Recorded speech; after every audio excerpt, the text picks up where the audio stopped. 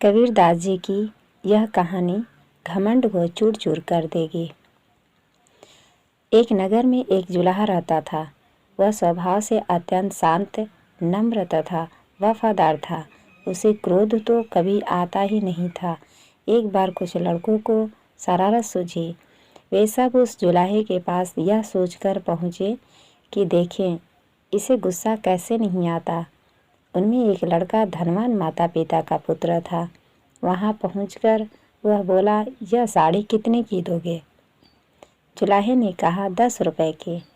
तब लड़के ने उसे चिढ़ाने के उद्देश्य से साड़ी के 2 टुकड़े कर दिए और एक टुकड़ा हाथ में लेकर बोला, मुझे पूरी साड़ी नहीं चाहिए, आधी चाहिए।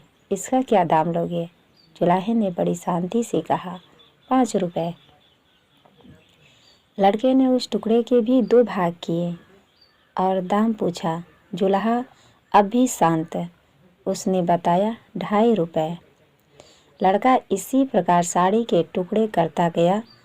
अंत में बोला, अब मुझे यह साड़ी नहीं चाहिए। यह टुकड़े मेरे किस काम के?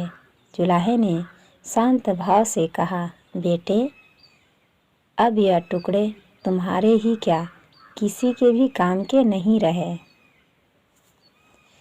अब लड़के को शर्म आई और कहने लगा, मैंने आपका नुकसान किया है, अंततः मैं आपकी साड़ी का दाम दे देता हूँ। जुलाहे ने कहा कि जब आपने साड़ी ली ही नहीं तब मैं आपसे पैसे कैसे ले सकता हूँ।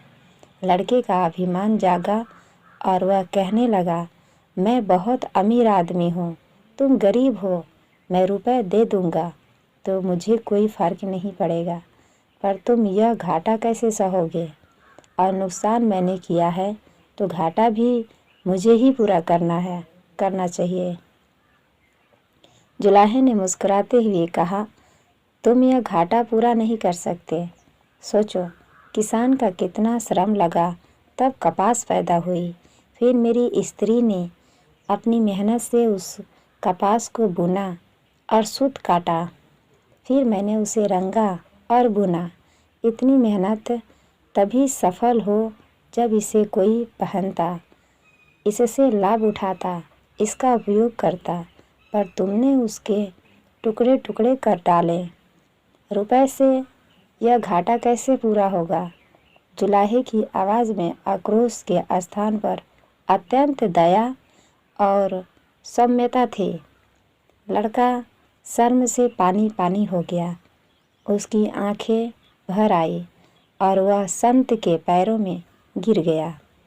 जुलाहे ने बड़े प्यार से उसे उठाकर उसकी पीठ पर हाथ फिराते हुए कहा, बेटा यदि मैं तुम्हारे रुपए ले लेता तो उससे मेरा काम चल जाता, पर तुम्हारी ज़िंदगी का वही हाल होता जो उस साड़ी का हुआ। कोई भी उससे लाभ नहीं होता। साड़ी एक गई, मैं दूसरी बना दूंगा, पर तुम्हारी ज़िंदगी एक बार अहंकार में नष्ट हो गई तो दूसरी कहाँ से लाओगे? तुम्हारा पश्चाताप ही मेरे लिए बहुत कीमती है। संत की ऊंची सोच ने लड़के का जीवन बदल दिया। यह संत कोई और नहीं बल्कि कबीरदास जी थे।